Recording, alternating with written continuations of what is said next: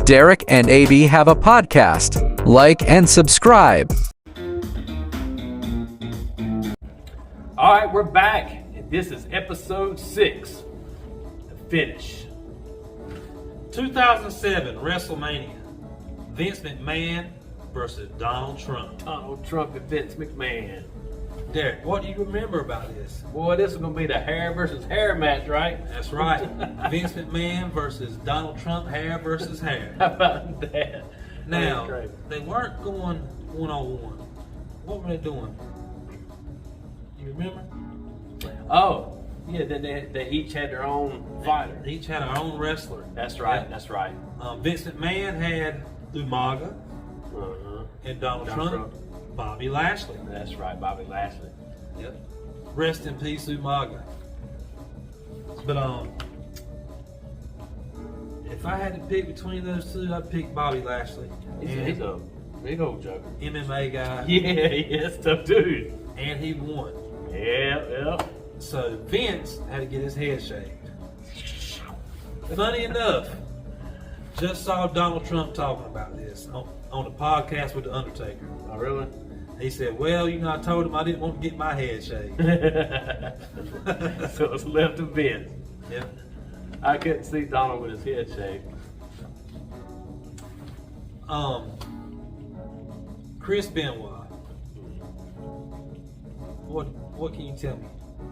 Well, I could say that when I was watching wrestling every single minute they'd come on, man, he was one of my favorite wrestlers. I remember him being really, really good. I mean, he was at the top of the list of great wrestlers. And I watched him for quite a while. So with that being said, with things that have happened and ended up happening, that was one of the saddest moments in wrestling history to me. Just for everything that went down, it was so tragic, and pretty much, now we just need to kind of somewhat erase his history, man, because that was a really dark time in wrestling history. That happened. I'm a conspiracy theorist. It's just hard to believe that even happened. Who knows what really happened? I don't know. Yeah, the ones that know is the ones that was there. They're unfortunately dead and gone. All right, but talking about wrestling deaths, Vince was trying to it seemed like people were blaming Vince because all these wrestlers are dying young. Mr. Perfect, British Bulldog, on and on and on. Yep, so many. But I think you got to look at it as it's not just steroids that's killing these people. It's not steroids, I would say. And he's not making them take the steroids. Yeah, he's not making anybody. But these people are taking other drugs, pain relievers, prescription pills, on and on and on. Party lifestyle and all that's taken into play with it. Well, a lot of them get addicted to pills because they're in pain. But Yeah. anyway, other things attributed to their death than steroids. That's true. Says 2014 WrestleMania 30, The Undertaker streak. It comes to an end. Yeah. I bet you nobody saw that coming. No, in fact, I remember watching that and I was in shock. A bit. I was like, did that just happen? Yeah. That was a shocker for sure. I couldn't believe it. Yeah. I still think a mistake. Brock Lesnar didn't need that victory. Brock Lesnar's going to be a beast, win or lose. That's true. He's a beast either way. And I think it would have been nice for Undertaker to go undefeated To all go the way in. through. Yeah. Eventually lost to Roman Reigns again. But or save it for somebody that really needed it. Yeah. Brock didn't necessarily need that. The women's revolution is coming around. And what that is they're going from being divas, which is all boobs and tail, bra and panties, into legitimate wrestlers. Yeah. They're trying to be legitimate. And nowadays, I would say they are. They're mostly legitimate. Yeah. Not so provocative. It's not something I really enjoy that much. I'm gonna be honest. Right. I prefer the old days. Old days. Good old days. But it is what it is. That's right. basically, at some point, it was like a strip show in the wrestling ring. Okay, Vince McMahon has sold WWE to Endeavor, excuse me. Art Emanuel. Do you know who that is? Do you know the TV show Entourage? Did you watch it? Okay, well, the agent in that show is centered around him. Okay. But anyway, you know, they're agents, movies, super rich. Right. You know, spent billions of dollars. Billions, yeah. Already bought the UFC. Okay, now they bought the WWE. Oh, yeah. Now they put them together, merged them. If you want to buy stock, it's TKO. TKO. Yep. It's a winner. WWE, UFC, two biggest. Biggest. Man.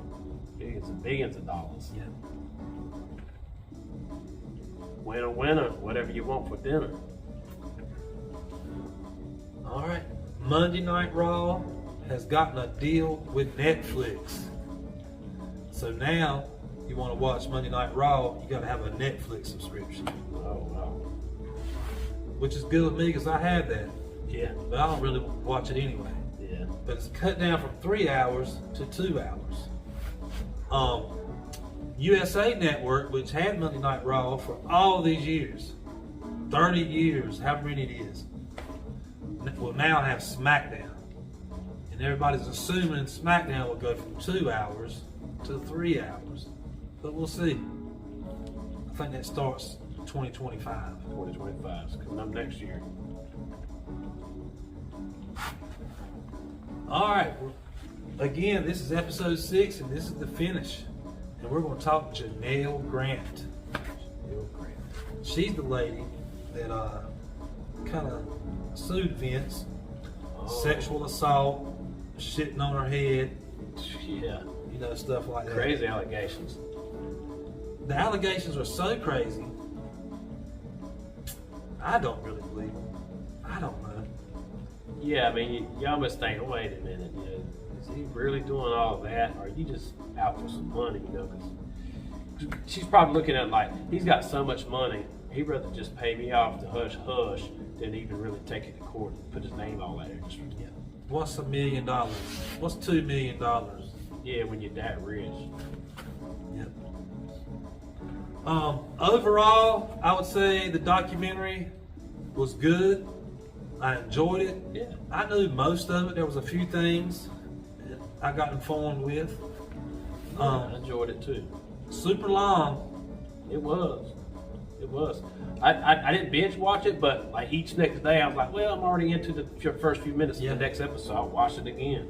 You know, Vince tried to buy it from Netflix. Oh yeah, it did, didn't He it? said they were doing a hit piece, and I could see how he thought that. Yeah. But it's stuff everybody mostly knew anyway. Yeah, at one point in time it was in the news. People were Yeah. hearing about it. Yep, that's right. Bicycle can't stand alone. It's too tired. If the ice cream's looking pretty good, extra sexy, be careful. That's cold. To the thief that stole my sunglasses. I will find you. I have contacts. All right, I got the news for you. It's time for the news. This next story is about Waffle House. Golden hash browns, gravy smothered biscuits, and crispy waffles with a hearty helping of maple syrup and among the classic southern comfort foods. But when hurricanes tear through southeastern towns, the hot meals and bold yellow signs of the local Waffle House provide another kind of comfort.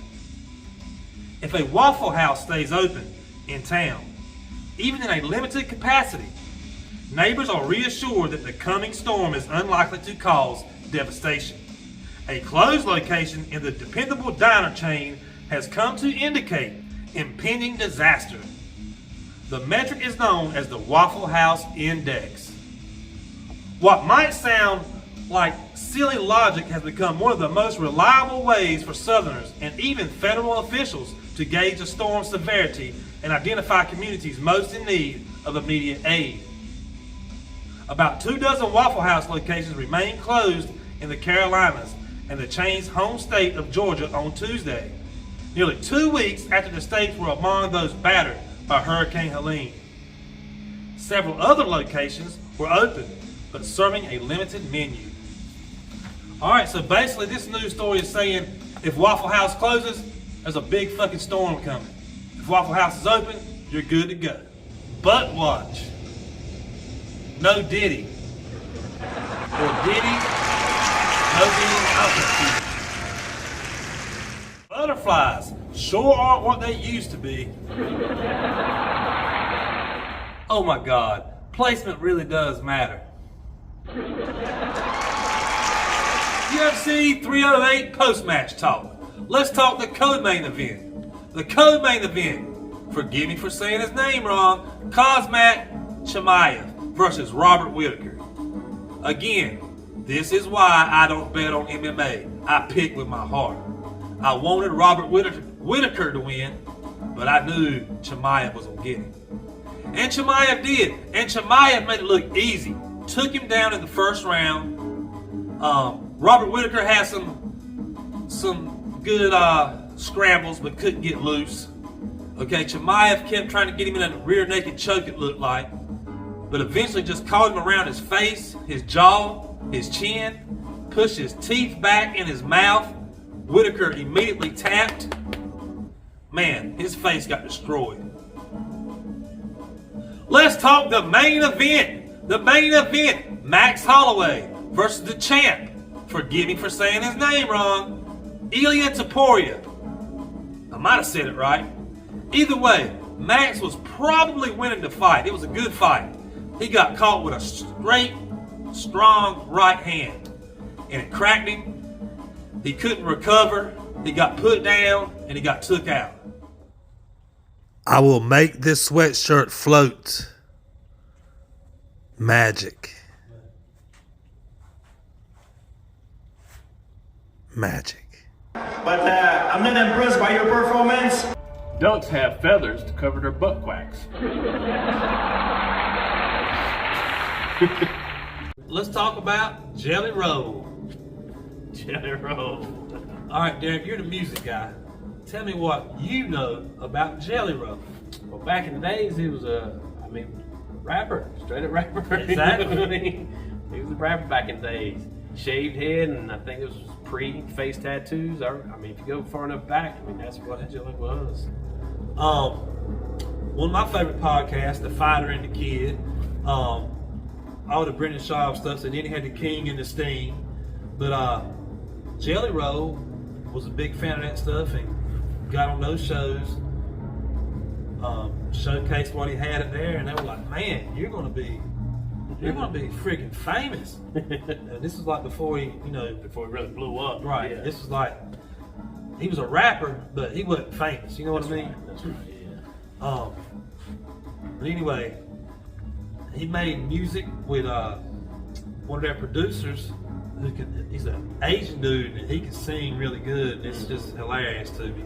But they even got a good rapper guy. But anyway, that's how I knew Jelly Roll was from that. And then now it's like every song that comes out, There he is. There's Jelly Roll. yeah, and I'm a fan of that song. Most of them. Yeah. all He good. blew up, man. He blew up. Got some face tats. Now he's Fact. all over the airwaves. He's a rapper, or was a rapper, but he sings like Chris Stapleton. Yeah. How about that? So That's I mean, crazy. he was just doing the wrong thing the whole time. And he's got talent. He's a talented dude. I like some of it. It's pretty good. I think I might like his older stuff, the rap, better.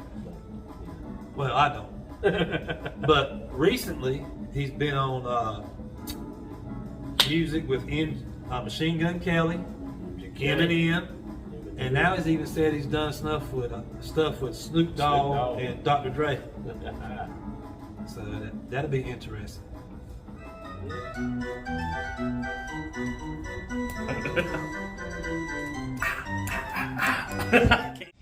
Otani got a bonus this year. Well, because the Dodgers won the World Series, because he placed his bet at DraftKings. Welcome to the segment, What Did You Expect?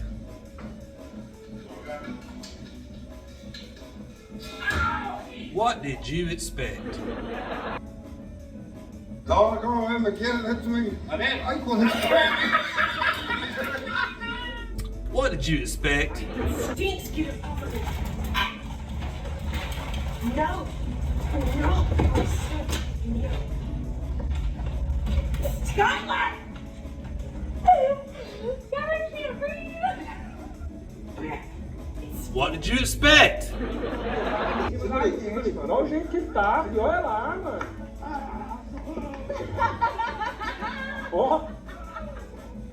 Ele volta.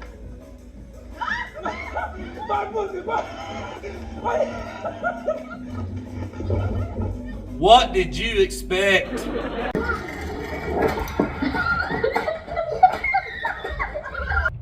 What did you expect?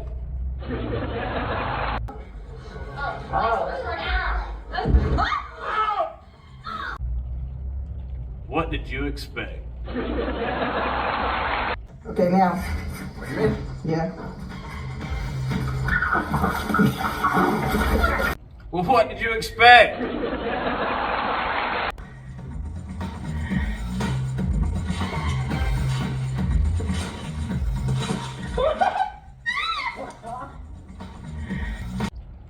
What did you expect?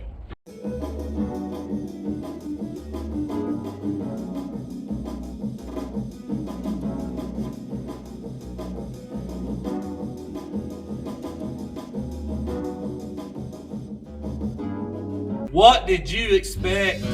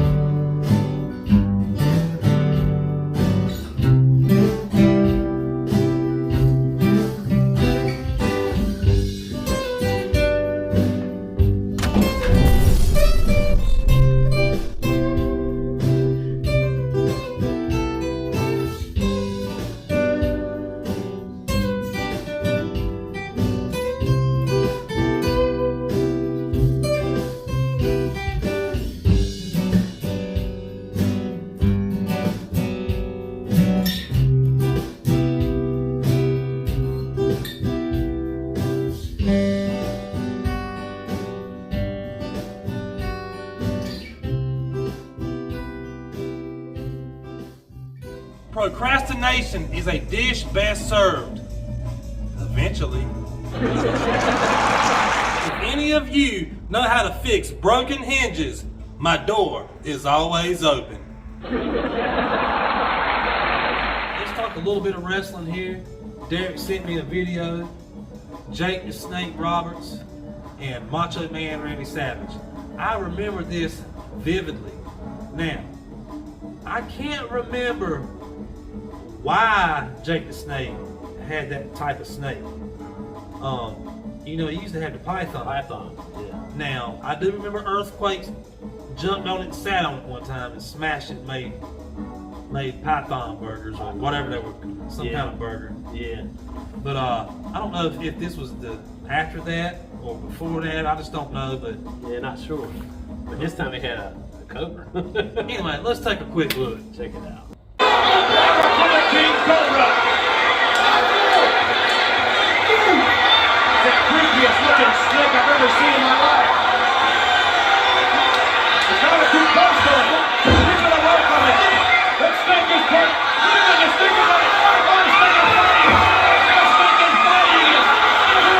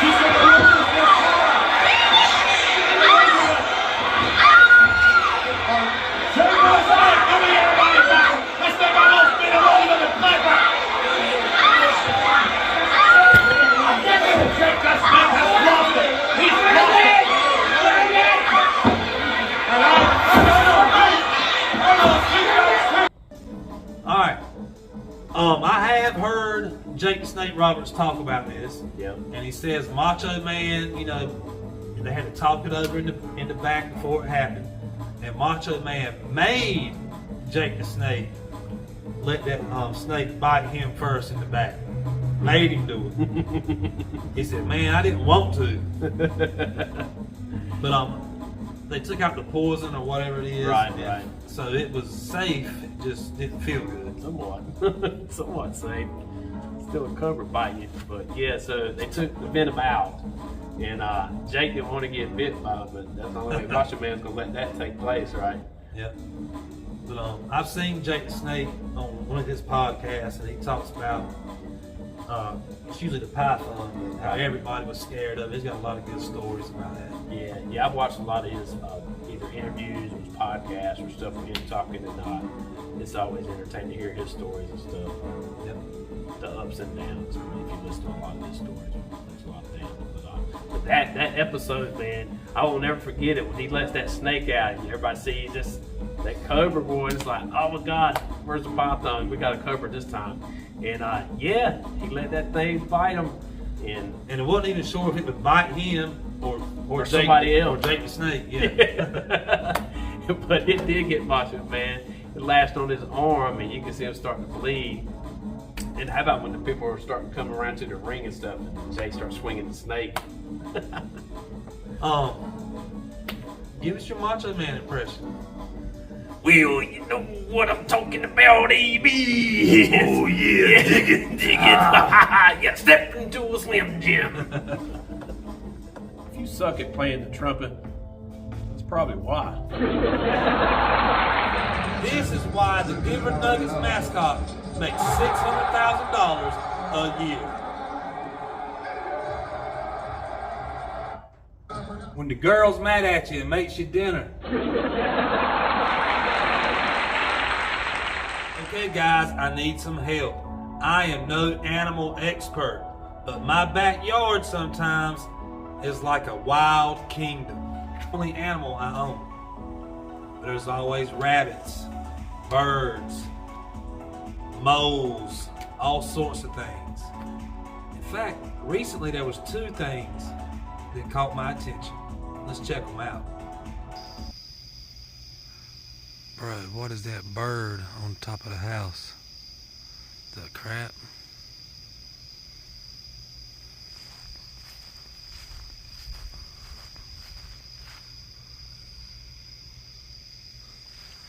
At my house, what is this little fella?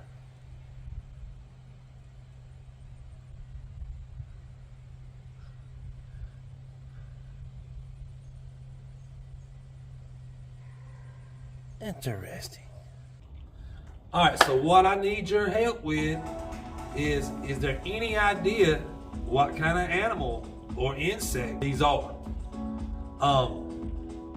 My best guess would be owl for the bird and caterpillar for the bug.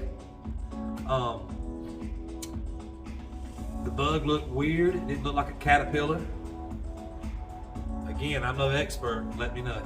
When your Jeep is just as upset as you are about the weather, never trust a train. They have locomotives. Got the news for you. It's time for the news. Our next story is of a giant pumpkin won a contest in California. Believe it or not, this pumpkin weighed in at 2,471 pounds. A Minnesota horticulture teacher remained the reigning champion Monday of an annual pumpkin weighing contest in Northern California, where his massive gourds have won the top prize 4 years in a row. Travis Ginger of Anoka, Minnesota beat his closest competitor by 6 pounds to clinch the victory at the 51st World Championship Pumpkin Weigh-Off in Half Moon Bay, south of San Francisco. Alright, so you're telling me this guy has a pumpkin, 2,471 pounds, and he beats another guy by 6 pounds? Where the hell are these people growing these pumpkins at? What the?